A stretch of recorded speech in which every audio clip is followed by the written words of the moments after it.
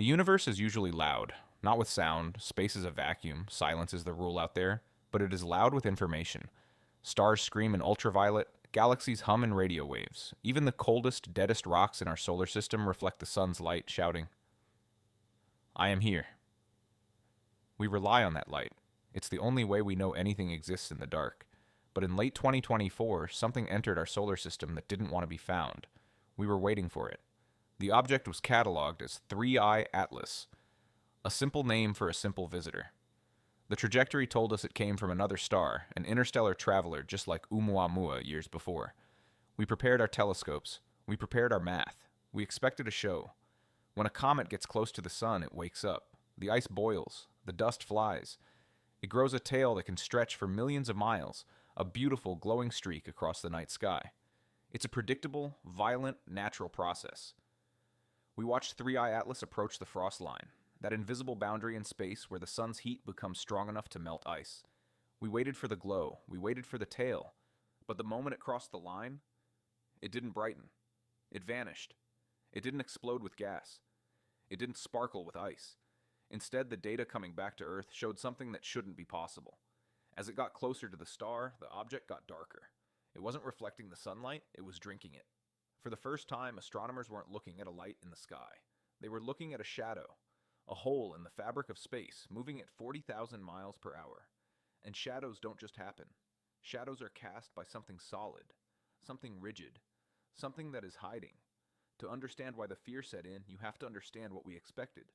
Space is a graveyard of rocks. There are billions of them. Most are just debris left over from the formation of planets. They are jagged, messy, dusty things. They tumble through the void like forgotten toys.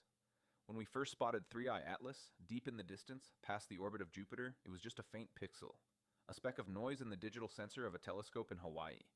The initial calculations were routine. The orbit was hyperbolic. That means it wasn't from around here. It wasn't stuck in a loop around our sun. It was just passing through. A tourist. Based on its size, we assumed it was a comet. A dirty snowball, as they call them. A mix of frozen water, ammonia, and dust. The excitement in the astronomy community was palpable, but it was a quiet excitement. We thought we had another chance to sample the chemistry of a distant star system. If this rock melted, we could read the gas with our spectroscopes. We could taste the air of an alien world without ever leaving Earth. By November 2024, thousands of eyes, both human and electronic, were fixed on that point in the sky. The mood in the control rooms was casual. Coffee was brewing. Postdoctoral students were running simulations, predicting exactly how bright the object would get. They drew curves on graphs.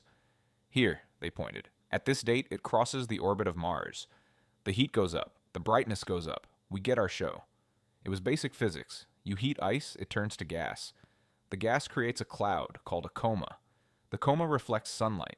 The object glows. It is a rule. Nature follows rules. But as the weeks dragged on, and 3I Atlas drifted silently past the orbit of Mars, the curve on the graph didn't go up. It went flat. Then it dipped. I want you to imagine you are walking down a dark road, and you see a car's headlights approaching. As the car gets closer, the lights should get brighter, right? That is how light works. Now imagine the car gets closer, but the lights get dimmer. And when it's right in front of you, the lights go out completely, and all you see is a black shape rushing past you in the night. That is what the data showed. The astronomers checked their lenses. They recalibrated the sensors. They thought surely a cloud had passed in front of the telescope. Surely it was a glitch. But telescopes in Chile saw the same thing. Telescopes in the Canary Islands saw the same thing. The object was absorbing light. Its reflectivity, or albedo, dropped to levels that barely made sense. Fresh asphalt reflects about 4% of the light that hits it. Charcoal reflects about the same. 3I Atlas was reflecting less than 2%. It was darker than coal. It was darker than the void behind it. The jokes in the break room stopped. The casual atmosphere evaporated. Because when nature breaks a rule, it usually means we are missing a piece of the puzzle, or it means the object isn't natural. This brings us to the texture of the silence. Usually comets are noisy things. Not sound, but data. They spill their guts as they travel. They leave a trail of breadcrumbs, dust, water vapor, carbon dioxide. We can measure that trail. We can see the tail forming even before it's visible to the naked eye. We pointed our most sensitive instruments at 3I Atlas, searching for the signature of gas. We looked for the specific frequency of water. We looked for carbon. We found nothing. The space around the object was pristine. It was a vacuum. This was the first major anomaly. If it was a comet, it was a dead one. A rock that had lost all its ice eons ago. But if it was a dead rock, why did it look so strange?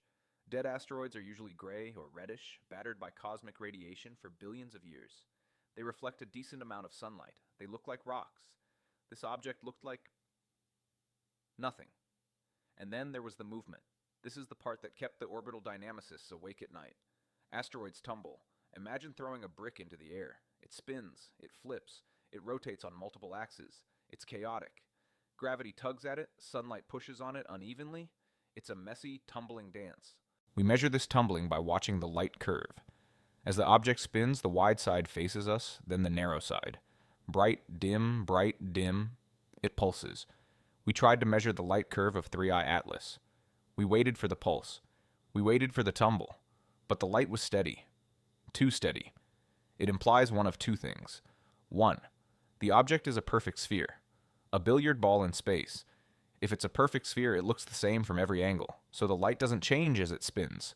But nature rarely makes perfect spheres, especially not ones that wander between stars. 2. The object isn't tumbling. It is stabilized. Imagine that for a second. An object traveling through the chaos of interstellar space for millions of years, bumping into dust, pulled by the gravity of passing stars. It should be spinning wildly. But 3i Atlas was moving like an arrow, rigid, fixed, pointed. It held its orientation with a precision that felt unnatural. Astronomers stared at the screens, looking at that flat line of data. They tried to fit it into the models. Maybe it's rotating very, very slowly, one paper suggested. Maybe it takes 10 days to do a full rotation. But the data from the next week didn't match that. Maybe the axis is pointed directly at Earth, another suggested, like looking down the barrel of a gun. That was a chilling thought. If the axis was pointed at us, it meant we were seeing only one face of the object. We had no idea what the side looked like. We had no idea how long it was. It was just a dark, unblinking eye staring back at us from the abyss, and it was getting closer. By December 2024, the whispers started. They didn't happen in press conferences. NASA didn't call a briefing to talk about aliens. That's not how it works. The whispers happened in email chains, in private Slack channels between astrophysicists. Have you seen the thermal data? Look at the absorption rate. This doesn't look like rock. The word artificial is a taboo in science. You don't say it unless you have extraordinary proof. If you say aliens, you lose your funding, you lose your reputation. You are laughed out of the room, so they used other words. Exotic composition. Anomalous structure. Extreme surface properties. But we all knew what the data was hinting at. Let's look at it like an engineer. If you were going to build a probe to visit another star, what would it look like? You would want it to survive for thousands of years. You would want to protect the sensitive instruments inside from the harsh radiation of space. So you would wrap it in a shield. You would need a material that is incredibly durable, something that doesn't melt, something that absorbs heat rather than letting it cook the electronics inside. A material with extremely low reflectivity, like the heat tiles on the space shuttle, but far more advanced. If 3i Atlas was a rock, its behavior was baffling. But if 3i Atlas was a machine, its behavior was perfect. The darkness wasn't a mistake. It was camouflage. Or it was a collection method. Maybe it was harvesting the solar energy as it got closer to the star. And the silence? The lack of a gas tail? If you are a machine, you don't bleed gas into space. You are sealed. You are tight. You conserve your mass. The scientific community split into two camps. The vast majority held on to the safe theory. It's a weird rock. It's a dark asteroid. It's coated in some strange organic dust we haven't seen before. It's a dark comet, a theoretical class of object that has ice but doesn't show it. They built complex models to explain away the anomalies. They twisted the math to make the rock fit the reality. But a small group of researchers looked at the same data and saw something else. They saw intent. They looked at the rigid movement and saw a stabilization system. Gyroscopes keeping the ship steady. They looked at the darkness and saw a hull. And they felt a very human emotion. The feeling of being watched. We project our own fears onto the unknown. That is human nature. But usually the unknown resolves itself. The blurry photo turns out to be a bird. The scary noise turns out to be the wind. But with 3i Atlas, the closer it got, the less it looked like the wind. As 2024 bled into 2025, the object crossed the orbit of Venus. The sun was now a roaring furnace in the sky relative to the object. The radiation pressure was immense.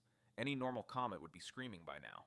It would be a chaotic mess of jets and gas, tumbling and cracking under the thermal stress. 3i Atlas remained silent. It remained dark. It was charging toward Perihelion, its closest approach to the sun. This is the moment of truth for any sun grazer.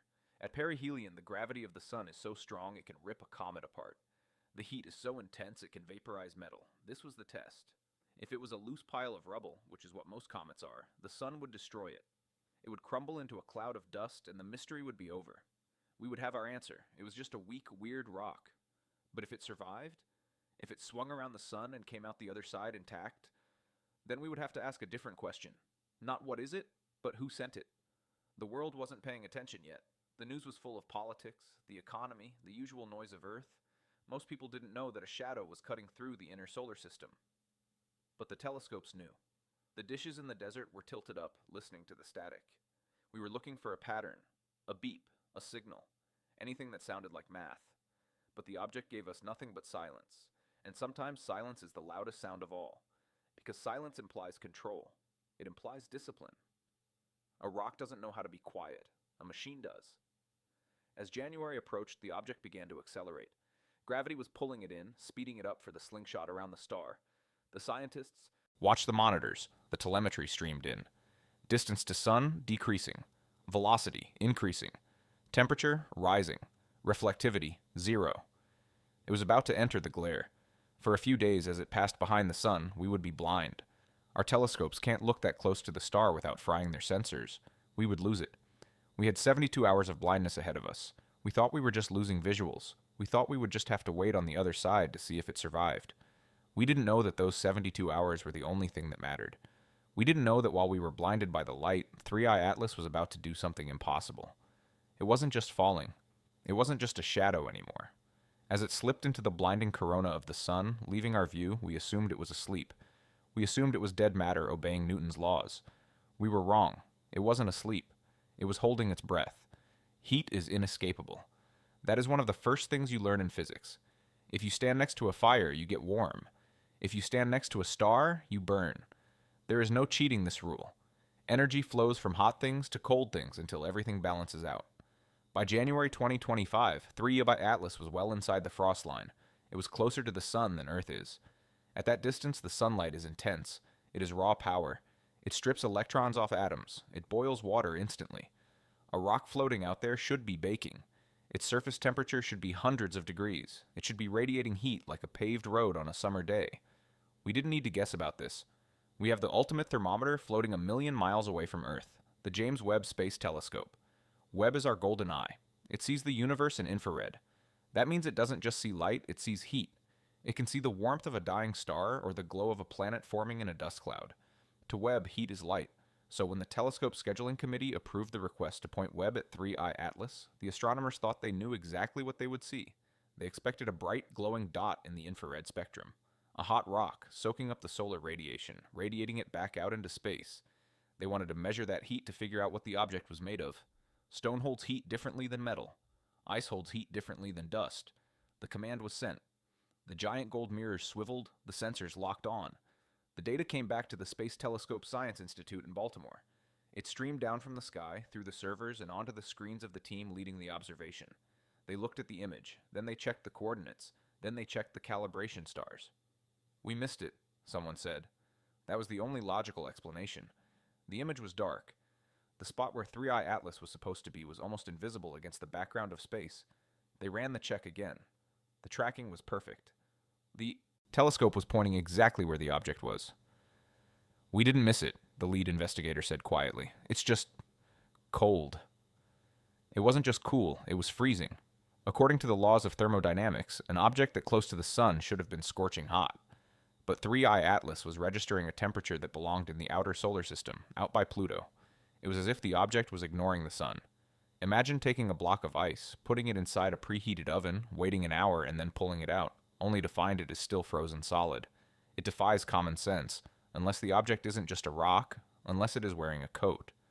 The scientific term is thermal inertia, but that doesn't quite capture the weirdness of what Webb saw. For an object to be this cold while bathed in sunlight, it has to be doing one of two things. Either it is reflecting 100% of the energy hitting it, which we knew wasn't true because it was pitch black and absorbing light, or it is an insulator, a perfect insulator. Nature creates insulators, sure. Dust is a decent insulator, some porous rocks are okay, but nothing in nature is this good. The data suggested that the surface of 3i Atlas wasn't transferring the sun's heat to its interior. It was taking the hit, absorbing the solar punishment, and somehow not letting that energy soak in. Or, even stranger, it was shunting that heat somewhere else, somewhere we couldn't see. This is where the geology argument starts to fall apart. Geology is messy. Asteroids are made of random mixtures of iron, nickel, silica, and ice. They conduct heat. If you heat one side, eventually the other side gets warm. But 3i Atlas was acting like a thermos. A thermos is designed. It has a double wall with a vacuum in between to stop heat transfer. It is built to keep the hot things hot and the cold things cold. It is a piece of engineering. The realization hit the team in Baltimore like a physical weight. They were looking at a thermal profile that matched the tiles on a re-entry vehicle better than it matched a comet. If you are building a probe to survive millions of years in deep space, you need to keep your internal electronics at a stable temperature. You can't let them freeze to absolute zero, and you can't let them fry when you fly past a star. You would build a shell, a hull. You would wrap your ship in a material that acts as a thermal shield. The scientists looked at the cold, dark pixels on the screen. They realized they weren't measuring the temperature of a rock. They were measuring the efficiency of a shield. And the shield was holding. In science, there is a specific kind of silence that happens when the data is too good. If the data is messy, everyone talks. They argue. They debate. Maybe it's a sensor error. Maybe it's a calibration issue. But when the data is clean and the implications are terrifying, the room goes quiet. The web data was clean. There was no noise. The object was cold. Emails started circulating. Not the frantic kind, but the careful kind. The kind where you draft the message 3 times before hitting send, making sure you don't sound crazy. Are we sure about the emissivity values? Could there be a cooling mechanism we haven't considered? Is this normal? No one wanted to be the first to say it. No one wanted to be the guy who shouted aliens and ruined his career. But the alternative explanations were running out. They tried to model a natural version of this. Maybe it's a superporous aerogel structure formed by cosmic rays? It sounded desperate even on paper. Maybe it's venting gas so fast that the evaporation is cooling the surface? But we had already looked for gas. There was no gas. The cold heart anomaly, as it came to be known in the files, was a paradox. It absorbed light, so it should be hot. But it measured as cold. Where was the energy going? Energy cannot be destroyed. That is the first law of thermodynamics. If the object absorbs sunlight, that energy has to go somewhere. If it's not radiating it back as heat, is it storing it? Is it using it? This was the thought that kept the researchers awake. What if the darkness wasn't just a color? What if the object was a battery? What if it was drinking the sunlight and storing it in capacitors deep inside the hull, charging up for something? For a machine that had been drifting in the dark for eons, our sun would look like a gas station, a free refill. The silence spread from Baltimore to California, to Europe, to Japan. The community of astronomers studying 3i Atlas was small, tight-knit, and currently very scared. They realized they were watching a discrepancy that shouldn't exist. They were watching a rock behave like a refrigerator. And you don't find refrigerators floating naturally in the asteroid belt. There's a feeling you get when you look at a ruin. You might see a hill covered in grass, and it looks like nature. It looks like geology. But then you notice the lines are too straight. The slope is too even. And you realize you aren't looking at a hill. You are looking at a buried pyramid. You are looking at architecture. That was the shift in mindset that happened in January 2025. Until then, we had been treating 3i Atlas as a geological problem. We asked geological questions. What minerals is it made of? How porous is the rock? But the cold readings forced us to start asking architectural questions. How thick is the hull? What is the insulation value? What is the internal operating temperature? It is a terrifying shift to make, because geology is passive. Rocks don't care. They just exist. Architecture implies an architect. It implies a plan. If this was a shell, what was it protecting? The interior of 3i Atlas was a mystery. We couldn't see inside, but the thermal data suggested that whatever was in there, it was being kept very, very safe. The object was now racing toward the sun, faster every day. The thermal stress was about to peak. If the shell was natural, some fluke of ice and dust, it would crack. The heat at Perihelion is unforgiving. It would find the weak points. It would shatter the illusion. But if the shell was engineered, if it was designed to withstand the fires of a close stellar pass, then we were about to see a demonstration of durability that humans couldn't dream of matching. As the days ticked down to January 13th, the date of closest approach, the tension was unbearable. We had the dark reflectivity. We had the impossible coldness. We had the rigid, non-tumbling flight path. The puzzle pieces were assembling themselves into a picture that no one wanted to look at. We wanted it to be a comet. We wanted it to be a misunderstanding. Because if it's a comet, we are safe. We are alone. We are the masters of our little solar system. But a cold, dark machine implies that we are not masters. We are just the indigenous population, watching a canoe sail past our island, having no concept of the empire that built it. The scientists checked the trajectory again. 3i Atlas was heading for the solar corona. It was going to skim the surface of the star. For us on Earth, this created a problem, a blind spot. When an object gets that close to the sun, we can't look at it. The glare is too strong. It washes out the sensors. It blinds the radar. We knew that for about 72 hours, 3 days, we would lose contact. The object would enter the glare on one side, pass through the fire, and emerge on the other side. Or it wouldn't. Maybe it would burn up. Maybe the perfect insulator would fail. Maybe the laws of physics would finally catch up to it and turn it into a cloud of vapor. That was the hope of the skeptics. Just wait, they said. The sun will tear it apart. It's just a fragile rock. But the people who had seen the thermal data weren't so sure. They looked at that cold, dark heart and felt a different kind of dread. They weren't afraid it would burn up. They were afraid of what it might do when it was hidden in the fire. The last data packet from Webb came in just before the object moved too close to the sun for safety. The temperature was still flat, still cold, still holding. It was mocking us. And then, 3i Atlas slipped into the glare. The signal cut. The screens went static. The 72-hour clock started ticking. We thought we were just waiting to see if it survived. We thought the drama was simply, will it melt or not? We were so naive. We were worried about the object's survival. We should have been worried about its schedule. Because while we were blinded, while the sun hid the visitor from our view, 3i Atlas was getting ready to work. The cold heart wasn't just surviving the fire, it was waking up. This was the date circled on every calendar in every observatory from the Atacama Desert to the icy peaks of Antarctica. It was the day of Perihelion, the day of the closest approach. In the life of a comet, perihelion is the moment of maximum danger. It is the moment the object swings past the heavy, burning center of our solar system, subjecting itself to forces that can tear mountains apart. For the scientists tracking 3i Atlas, it was also the day we went blind. There is a frustrating reality in astronomy that most people don't think about. We assume our telescopes can see everything, all the time. We picture the sky as an open book. But the sky has a blind spot, a massive, glaring hole in the center of our vision. The sun. You cannot point a sensitive optical instrument at the sun. It would be like trying to look at a nuclear explosion through a pair of binoculars. You wouldn't just see nothing, you would destroy your eyes. The sensors on the Hubble, the James Webb, and our massive ground-based arrays are designed to capture the faint whisper of light from distant galaxies. If you pointed them at the solar disk, or even near it, the sensors would fry instantly. As 3i Atlas accelerated toward its rendezvous with the star, its trajectory took it directly behind the sun from Earth's perspective. We call this solar conjunction. It means that for a specific window of time, the object is lost in the glare. We knew the math. We knew the orbital path. We calculated exactly how long the darkness would last. 72 hours. 3 days. For 3 days, the most mysterious object in human history would be alone in the fire. We wouldn't be able to see it. We wouldn't be able to track it. We wouldn't even be able to bounce radar off it because the sun is a massive source of radio noise that drowns out everything else. The last images we captured before the blackout changed the narrative again.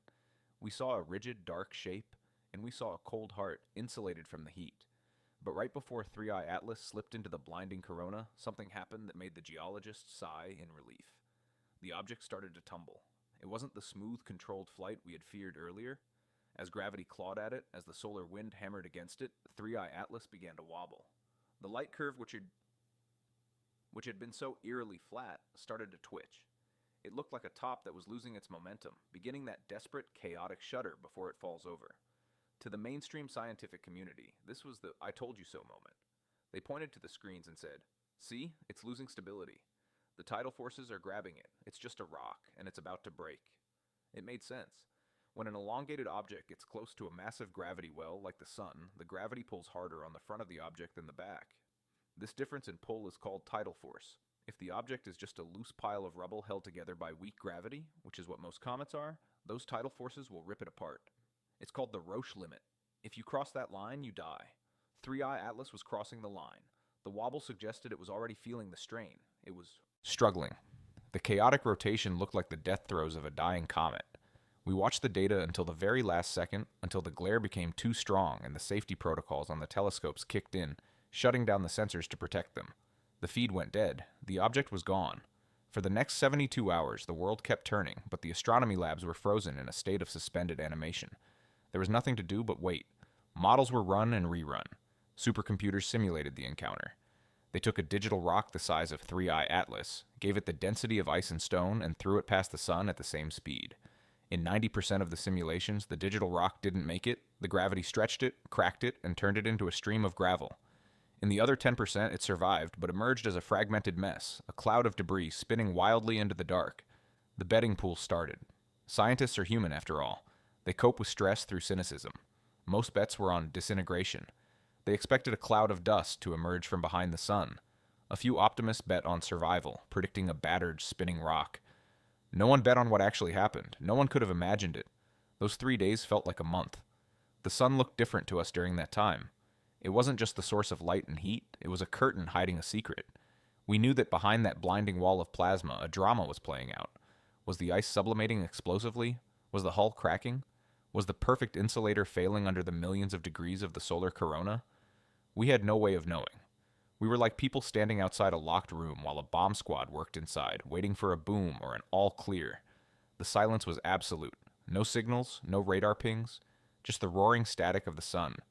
We tried to listen for radio transmissions, just in case. If it was a machine, maybe it would phone home when it got close to the star, using the solar gravity as a relay. But the radio telescopes heard only the chaotic, screaming noise of solar flares and magnetic storms.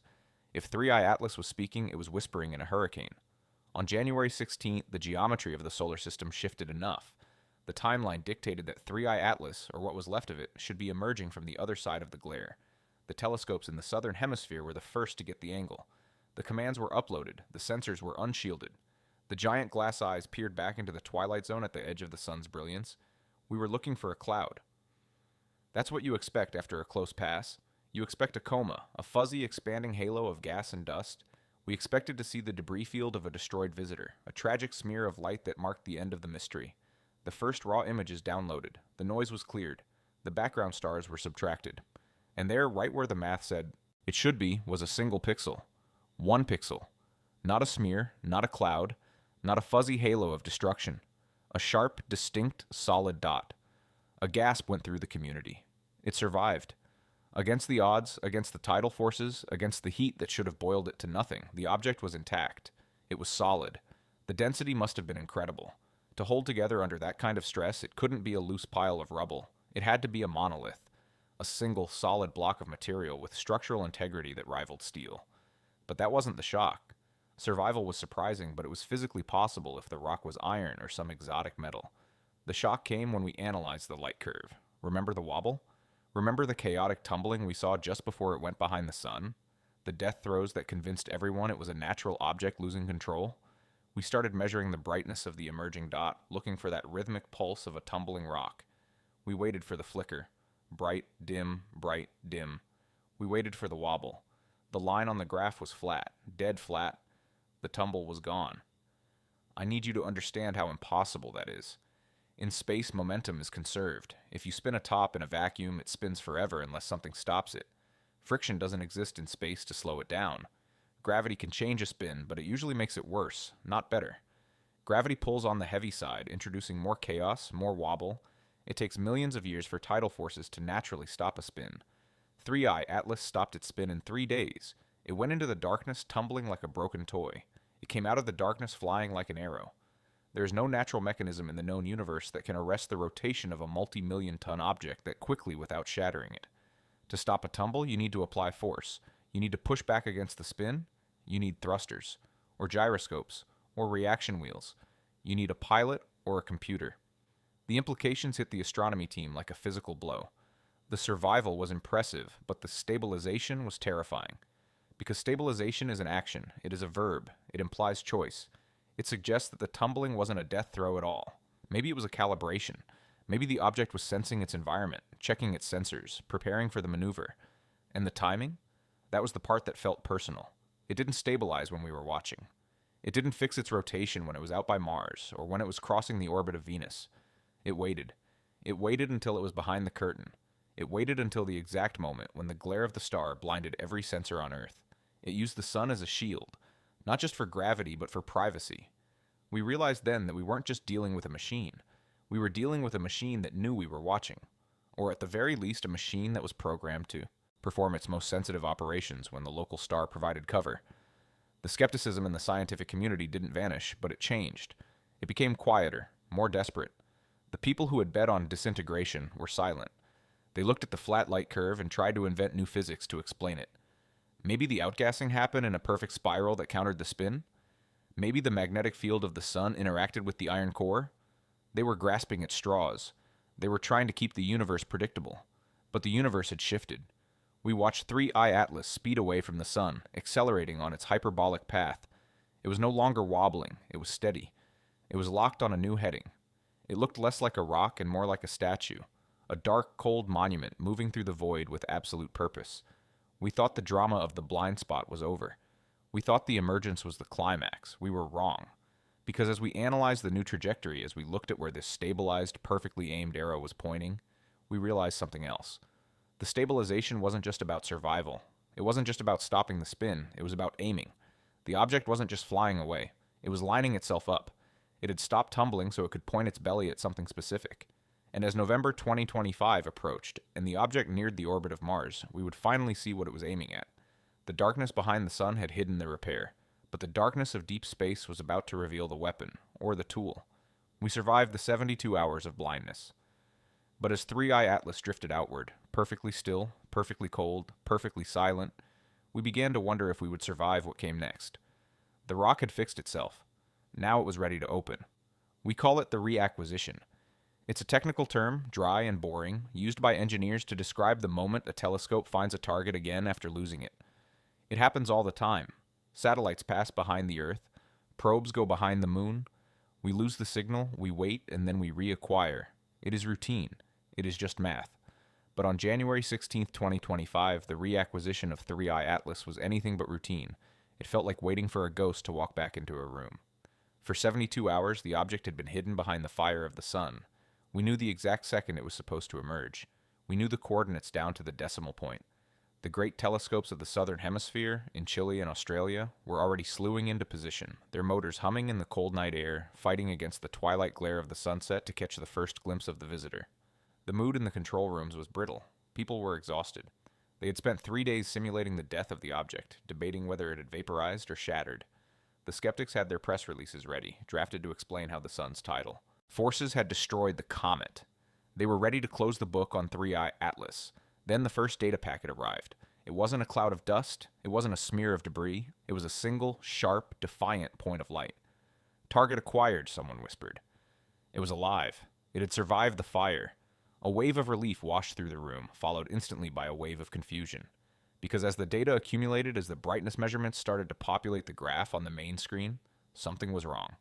Before the object went behind the sun, it was dying. We all saw it. It was tumbling chaotically, wobbling like a spinning top that's about to fall over.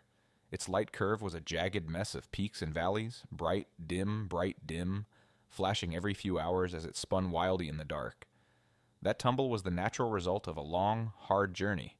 It was the signature of a dead rock being bullied by gravity. We expected to see that tumble get worse. We expected the tidal forces of the sun to amplify the spin, ripping the object apart or sending it into a frenzy of rotation. We looked at the graph. The line was flat. I don't mean it was relatively stable. I mean it was ruler straight. The brightness of 3I Atlas was constant. It wasn't flickering. It wasn't pulsing. It wasn't wobbling. The tumble was gone. In a hospital, a flat line means death. It means the heart is stopped. But in astronomy, a flat line on a light curve for a non-spherical object means something far more unsettling. It means control. Imagine you are watching a figure skater spinning on the ice. She is spinning so fast, she is a blur. She goes behind a curtain for 3 seconds. When she comes out the other side, she is standing perfectly still, gliding forward in a straight line, hands at her sides, staring directly at you. Physics doesn't allow that. Angular momentum is a law. It is one of the strictest laws in the universe. If you are spinning, you stay spinning. You cannot just stop. To stop a spin, you need a force. You need friction, which doesn't exist in the vacuum of space. Or you need to grab onto something, which is impossible in the void. Or you need to push back. You need brakes. And rocks don't have brakes. The scientists stared at the flat line. They tapped their monitors, thinking the pixels were stuck. They refreshed the feed. The line stayed flat. It arrested the rotation. a dynamicist said, his voice shaking. It killed the spin. We immediately began looking for the mechanism. If 3i Atlas stopped spinning, it had to dump that energy somewhere. In space, the only way to dump momentum is to throw mass overboard. You fire a thruster, you vent gas, you eject a cloud of dust in the opposite direction of the spin to cancel it out. We looked for the cloud. We looked for the jet. We cranked the sensitivity of the sensors to the maximum, searching for the faint glow of a gas plume that would explain how this miracle happened. There was nothing. The space around 3i Atlas was pristine. No gas, no dust, no exhaust. It had stopped its rotation without leaving a trace of how it did it. This was the moment the comet theory died for the people in that room. You can explain away the dark surface, you can explain away the cold temperature, but you cannot explain away the violation of Newton's laws of motion. If it didn't vent gas to stop the spin, then it used something else. Reaction wheels. Internal gyroscopes? Systems that spin up inside the hull to absorb the momentum of the shell, canceling out the rotation without expelling a single atom of mass. That is engineering. That is technology. And the timing. The timing was the most chilling part. It didn't stabilize when we were watching it. It didn't stabilize when it was crossing the orbit of Mercury. It waited. It waited until the exact 72-hour window when the sun blinded us. It waited until the curtains were drawn. It slipped into the dark room, fixed its tie, smoothed its hair, and stepped out onto the stage looking perfect. It felt deliberate. It felt shy. Or maybe it felt strategic. If you are a surveillance probe and you know the locals are watching you, you don't reveal your capabilities unless you have to. You play dead. You tumble. You look like a rock. But when the environment gets dangerous, like a close pass to a star, you have to act. You have to stabilize to protect your sensors or to keep your heat shield pointed at the fire. So you do it when the locals can't see you. You wake up, you fix your orientation, and you go back to sleep before the cameras come back on. The implications of the stabilization event rippled through the scientific community like a shockwave. The emails became less formal, more frantic. The natural explanations were becoming absurd. Maybe the sun's magnetic field grabbed the iron core and stopped it, one paper suggested. But the math didn't work. The field wasn't strong enough to stop a mountain of rock in 3 days. Maybe it split in two and the pieces are orbiting each other perfectly to hide the spin. But the radar images later showed a single solid object. We were running out of ways to say it's just a rock without lying to ourselves. And then we noticed the orientation. When an object is tumbling, it points everywhere. It scans the whole sky randomly. But now that 3i Atlas was stable, it was locked. It was pointing in a specific direction. It wasn't pointing at Earth. It wasn't pointing at the sun. We calculated the vector. We drew the line through space. It was pointing roughly toward the orbit of Mars. It was flying like an arrow, belly down, rigid and unmoving. This wasn't the drift of a dead thing. This was the cruise of a vessel. The light curve remained flat for days. Every night we checked it, expecting the tumble to return, expecting nature to take back the wheel. But the line stayed straight. The object glided through the chaos of the inner solar system with a terrified obedience. It was during these weeks in late January and early February 2025 that the fear really set in. Not the fear of an invasion. Hollywood has ruined that concept for us. It wasn't a fear of laser beams or explosions. It was the fear of insignificance. We realized that 3i Atlas wasn't performing for us. It wasn't trying to communicate. It wasn't trying to scare us. It was simply ignoring us. It had a job to do. It had a flight plan. And stopping the spin was just item number 4 on a checklist that was written 1,000,000 years ago by something we couldn't comprehend. We watched it recede from the sun, moving faster than it should have. The gravity assist had worked. It had stolen energy from our star and used it to boost its speed for the exit. It was leaving. Or so we thought. We assumed the stabilization was the main event. We assumed that the waking up was just to survive the Perihelion passage. We thought it would just glide silently out of the system now. A stable, dark ghost returning to the void. We were wrong. The stabilization wasn't the finale. It was the preparation. You don't stop spinning just to look pretty. You stop spinning because you need a stable platform. You stop spinning because you are about to aim something. You stop spinning because you're about to open a door. We didn't know it yet, but 3i Atlas wasn't done with our solar system. It had fixed its posture. It had locked its course. And now, as it drifted toward the orbit of the red planet, it was getting ready for the reason it came here in the first place. The silence of the stabilization was deceptive. It was the quiet of a sniper taking a breath before the shot. We watched the flat line on the graph, mesmerized by its perfection, unaware that the straight line was about to turn into something else. Something geometrical. Something that would finally kill the idea that we were looking at a rock. By November 2025, the world had mostly stopped looking up. That is the nature of the news cycle. In January, during the cold heart anomaly and the stabilization event, Three-Eye Atlas was front-page news. It was the mystery of the century. People talked about it at dinner tables. They looked at the sky and wondered. But humans have short attention spans. The object survived the sun. It didn't explode. It didn't transmit a radio message greeting the people of Earth. It just fixed its rotation, turned cold, and quietly accelerated toward the exit door of the solar system. To the public, the show was over. The guest had come, eaten the food, said nothing, and was now walking out the back door. By November, Three-Eye Atlas was dim. It was drifting past the orbit of Mars, heading for the darkness between the planets. It was millions of miles away, a tiny speck of light that was becoming harder and harder to see.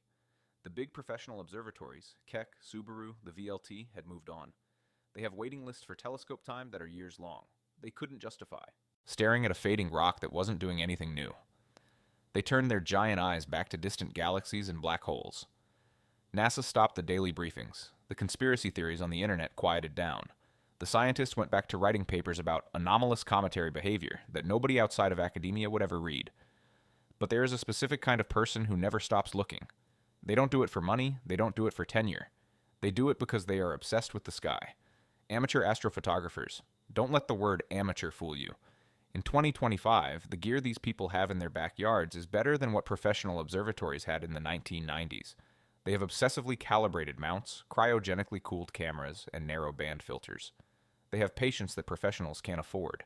A professional astronomer might get 1 hour of telescope time to look at an object. An amateur can spend every single night for a month staring at the same spot, gathering light, photon by photon, building a picture that goes deeper than anyone else. In early November, 3 of them decided to coordinate. One in Namibia under the darkest skies on Earth, one in the high desert of Arizona, and one in the Italian Alps. They wanted one last portrait of the visitor before it vanished forever. They weren't looking for science, they were looking for art. They wanted to capture the ghost of 2025 as it sailed past the red planet. They pointed their telescopes, they set their exposure times to hours. They let the sensors soak up the faint light. Then they started the processing. Astrophotography is like developing a photograph in a darkroom, but digital. You take hundreds of images, subframes, and you stack them on top of each other. The computer aligns the stars, it filters out the noise, it subtracts the grain. Slowly, the image emerges from the static. The photographer in Arizona was the first to see it. He was sitting in his shed, the glow of the monitor the only light in the room. He watched the stacking software finish its run. The image popped onto the screen. He expected a dot, maybe a faint fuzzy coma if there was still some gas venting. He didn't see a dot. He wiped his glasses. He checked the screen for dead pixels. He thought maybe a satellite had passed through the frame and ruined the shot. But satellites leave single streaks. This wasn't a streak, it was an X.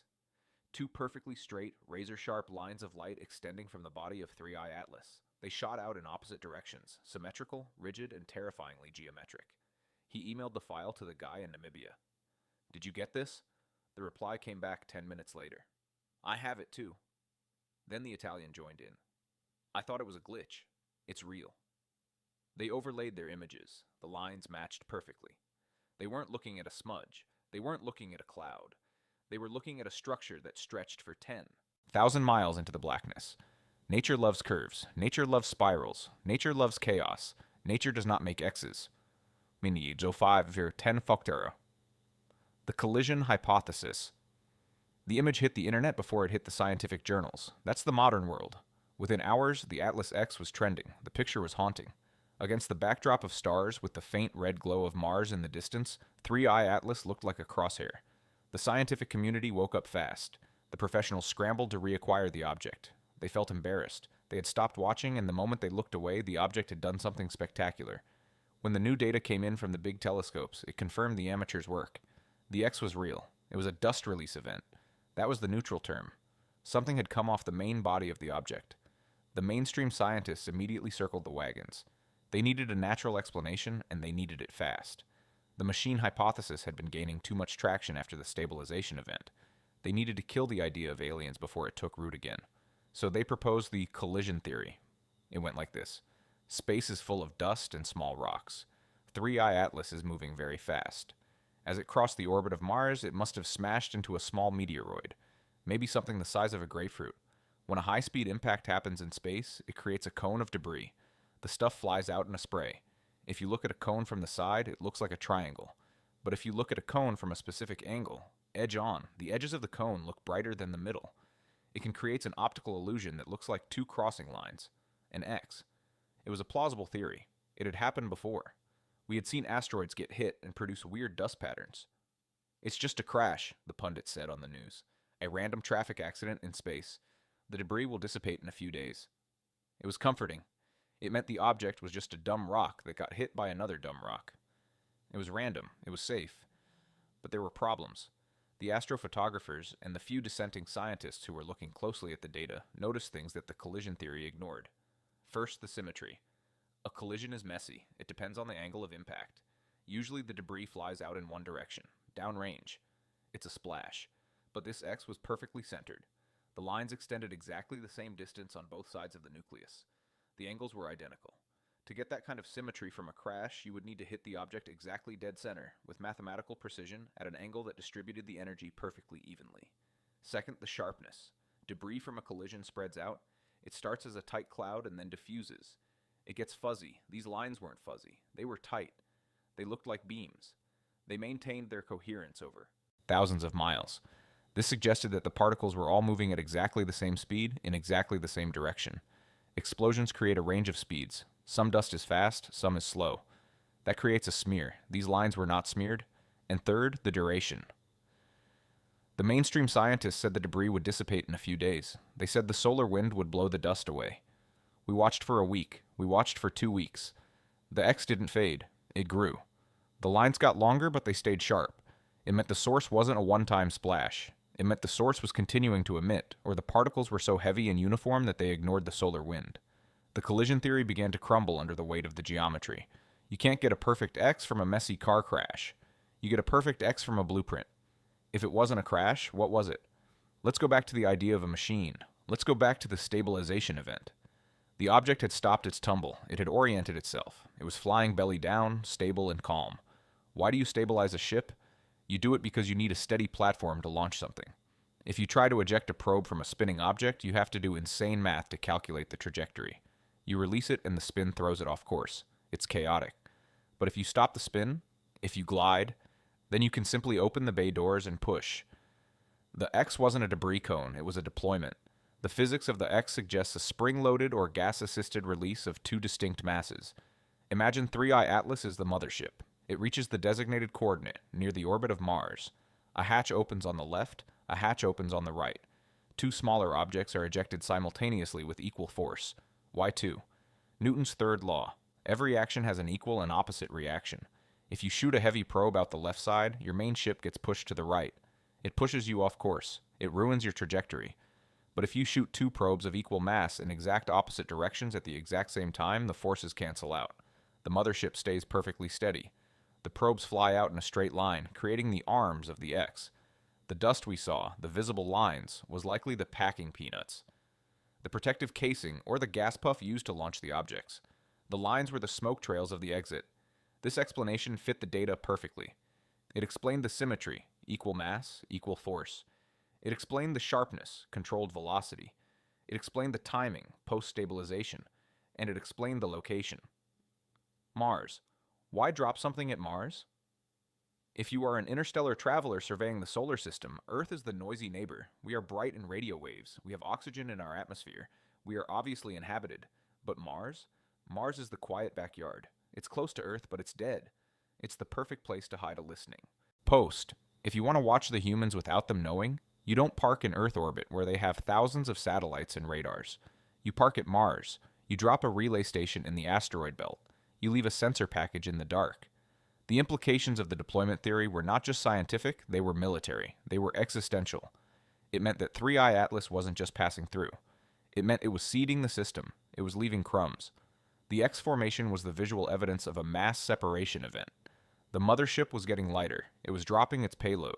And we were watching it happen on the screens of amateur telescopes, arguing about dust grains while the alien equivalent of a sat-nav buoy was being deployed in our celestial neighborhood. There is something deeply unsettling about geometry in space. When we look at the universe, we are used to organic shapes. Nebulas look like clouds. Galaxies look like whirlpools. Planets look like spheres. Everything is rounded by gravity or scattered by explosions. Straight lines are the signature of intelligence. When you see a straight line in a forest, you know it's a road.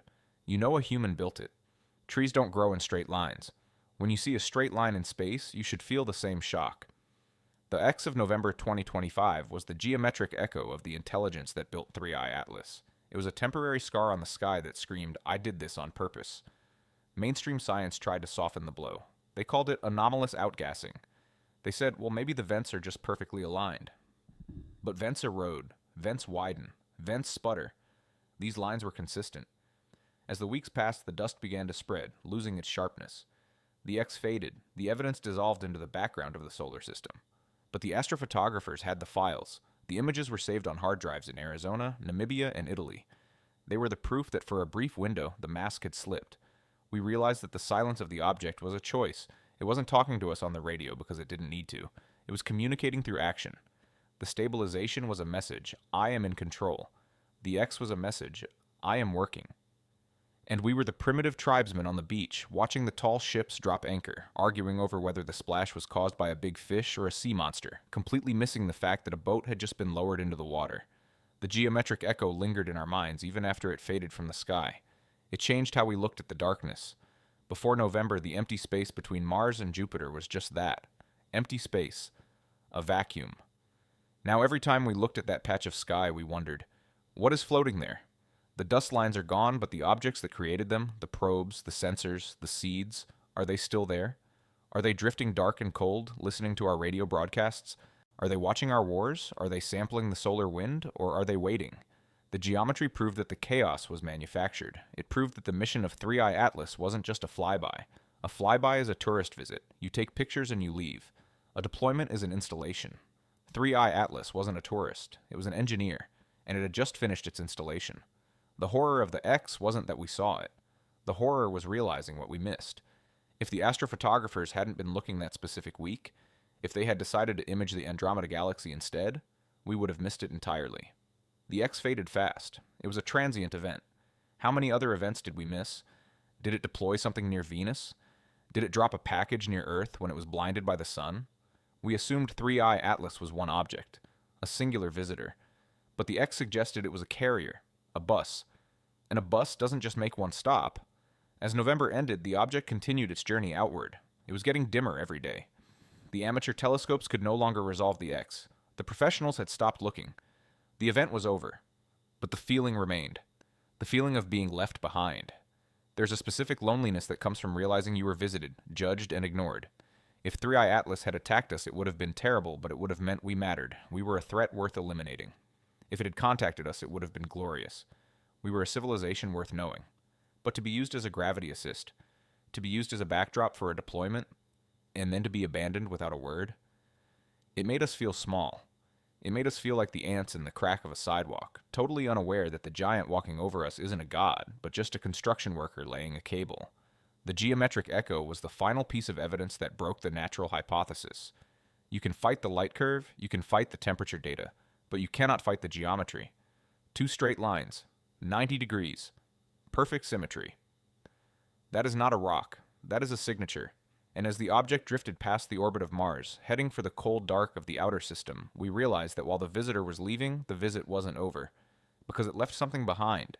We can't see them. They are too small, too cold, too dark. But the math says they are there. Two masses, ejected at high speed, drifting in the shadows of the red planet. We are no longer alone in this solar system. We share it now. We share it with the artifacts of a civilization that didn't even care enough to say hello. 3i Atlas was accelerating. It was done with us. But as we would find out in the final act, even as it left, it had one last trick to play. One last middle finger to our understanding of physics. It wasn't just leaving, it was running.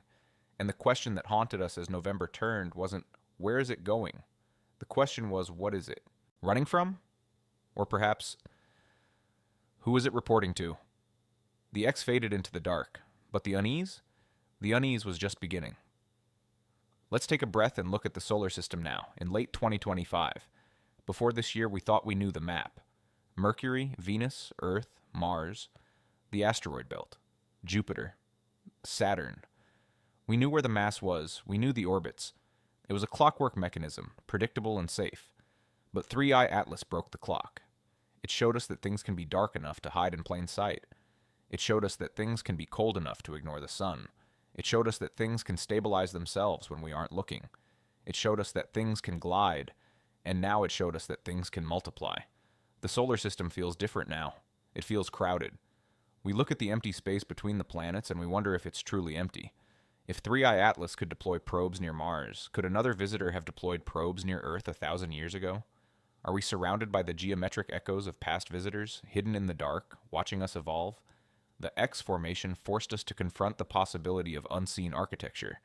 Maybe the solar system isn't a wilderness. Maybe it's a construction site, or a laboratory, or a zoo.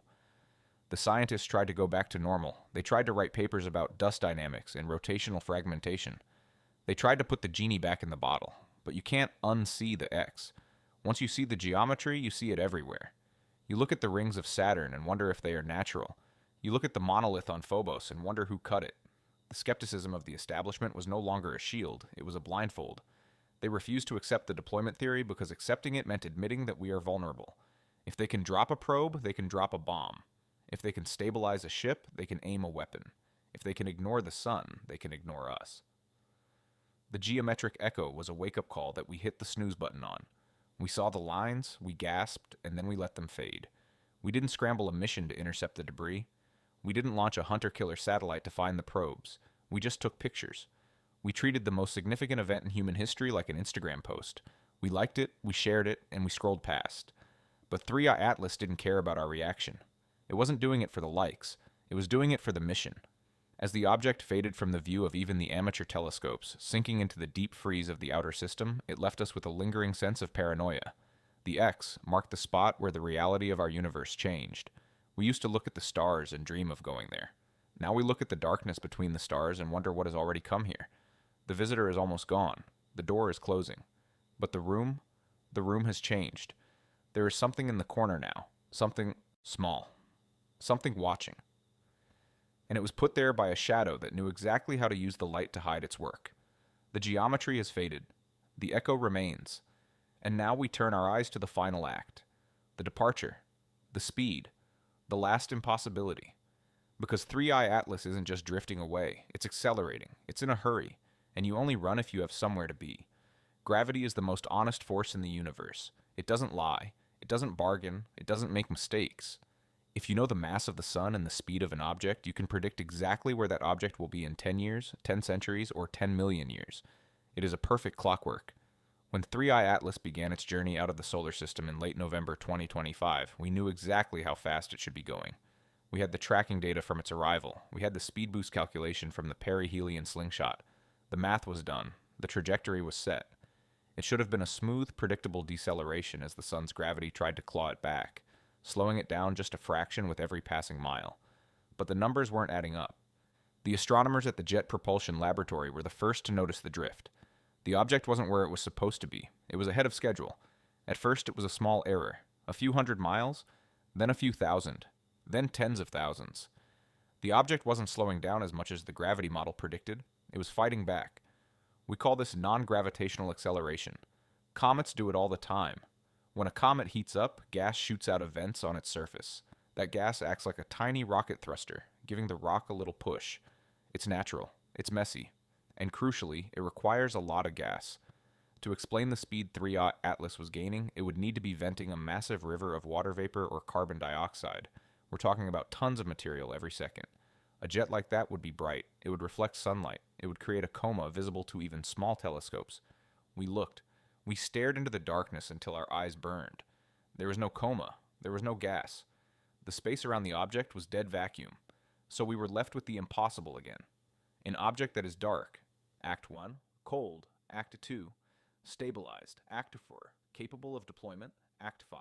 And now accelerating without fuel. It was the final nail in the coffin of the natural object theory. Rocks don't push themselves. Rocks don't decide to hurry up. 3i Atlas was running. It wasn't just drifting away on the momentum of its fall. It was applying thrust. It was engaging a drive. And it was doing it silently, without exhaust, without heat, without a backward glance. This wasn't a departure, it was an escape. The acceleration changed the emotional texture of the observation. When something visits you, stays for a while, and then leaves slowly, it feels like a goodbye. It feels polite. But when something visits you, ignores you, and then sprints for the door the moment it's done, that feels dismissive. It made us feel like a gas station. The realization settled over the scientific community like a heavy fog. We had spent months arguing about whether it was a comet or an asteroid. We had debated the X formation, we had scrutinized the light curves, but we had all implicitly assumed that the object's visit was about us. We assumed it came here to see the Earth, to study the life forms, to analyze our atmosphere. We're the most interesting thing in this star system, aren't we? We have cities, we have radio, we have art. But the trajectory of 3i Atlas didn't care about Earth. It didn't slow down to take pictures of our blue marble. It didn't orbit us. It didn't even hail us. It used our sun as a battery charger. It used the darkness behind the star to fix its ship. It used the quiet of Mars' orbit to drop its sensors. And now it was using its engines to get away from us as fast as physics allowed. We weren't the destination. We were the rest stop. Imagine you are an ant living on the side of a highway. You spend your whole life building your anthill, organizing your society, fighting your wars. You think your anthill is the center of the world. Then one day a Ferrari pulls over. A giant steps out, stretches his legs, throws a candy wrapper on the ground, gets back in the car, and speeds away at 200 miles per hour. You, the ant, might think the giant came to visit you. You might analyze the candy wrapper for generations, treating it as a holy artifact. You might wonder if the giant was angry or peaceful.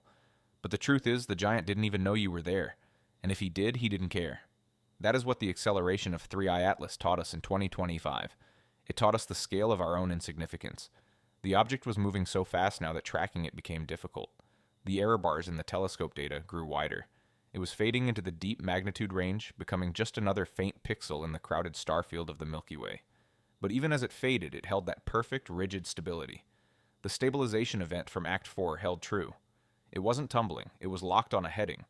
We calculated where it was pointing. It wasn't aiming at a random patch of sky. It wasn't drifting toward a void. It was aiming at the constellation Lyra, specifically toward the star Vega. Vega is a bright young star. It's only 25 light years away. It's a neighbor in galactic terms. It has a debris disk. It might have planets. Was that the next stop? Was Vega the next gas station, or was it home? We will never know. At the speed 3i Atlas is traveling, it will take thousands of years to get there. It is a slow boat on a long ocean. But for us, the speed was terrifying.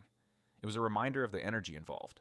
To accelerate a mass that size, likely millions of tons, requires power that exceeds the output of our nuclear plants. And it was doing it, without a visible plume. That implies a propulsion system we can't even dream of. Gravity drives, dark matter manipulation, or just a physics we haven't discovered yet? We watched the dot get smaller, and as we watched, a new fear began to grow in the quiet rooms of the observatories. The fear wasn't about the object leaving. The fear was about what it might have signaled before it engaged the drive. If 3i Atlas was a scout, a probe sent to map the territory, then its return to high speed suggests the mission is complete. The data is gathered, the sensors are dropped, the map is drawn, and now the data is going home. We didn't hear a radio signal. We listened. God knows we listened. The SETI arrays were pointed at it 24/7. We listened for narrow-band pings, for mathematical sequences, for prime numbers. We heard nothing but the hiss of the cosmic background. But a civilization that builds a ship like that doesn't use radio. Radio is slow. Radio is noisy. Radio leaks. Maybe they use lasers. A tight, coherent beam of light fired backward along the trajectory, aimed perfectly at the receiver back home. We wouldn't see it unless we were standing directly in the beam. Or maybe they use something else. Quantum entanglement, gravitational waves, ways of speaking that we don't even have words for. The silence of the departure was the loudest part of the whole event. It meant we weren't worth talking to. Or it meant they didn't want us to know they were talking. As the year 2025 came to a close, the story of 3i Atlas began to fade from the public consciousness. The news cycle moved on. There were elections to cover. There were storms. There were celebrity scandals. The object that had defied physics for 6 months became old news. But for the people who had lived it, the astronomers, the data analysts, the dreamers, the story wasn't ending. It was just changing into a memory, a haunting. We were left with the data hard drives full of impossibilities, the spectrum that showed no gas, the thermal images that showed no heat, the light curve that showed no spin, the photos of the X. We have the evidence. We have the candy wrapper the giant left on the side of the road. But we don't have the giant. Science is supposed to provide answers. That is the promise. You observe, you hypothesize, you test, you conclude. But 3i Atlas broke the promise. It gave us observations that defied hypotheses. It gave us tests we couldn't pass. And it gave us a conclusion that wasn't an answer, but a question mark. We are left with the collision theory as the official explanation for the X. We are left with outgassing of invisible hydrogen as the official explanation for the acceleration. We are left with high metal content as the explanation for the reflectivity. These are the safe lies we tell ourselves so we can sleep. They are the bedtime stories of a frightened species. but late at night when the scientists drink together in the bars near the observatories, they don't talk about hydrogen ice. They talk about the stabilization. They talk about the 72-hour blind spot. They talk about the feeling of being scanned. The departure of 3i Atlas felt like a judgment. It passed through our home. It looked at our planets. It felt the heat of our sun. And it decided to keep moving. There's a profound loneliness in that. We have spent decades shouting into the void, asking, is anyone out there?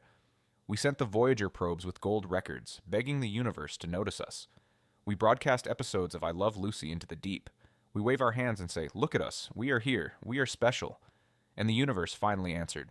It sent a visitor. And the visitor looked at us, didn't slow down, and didn't say hello. It implies that we are not the protagonists of this story. We are not the heroes of the galaxy. We are just moss growing on a rock, shouting at a passing airplane. The long goodbye is not a wave from the deck of the ship. It is the fading contrail of a jet that has already moved on to more important places. And yet, there is the X, the geometric echo, the two straight lines, the deployment. The mothership has left. The acceleration took it away.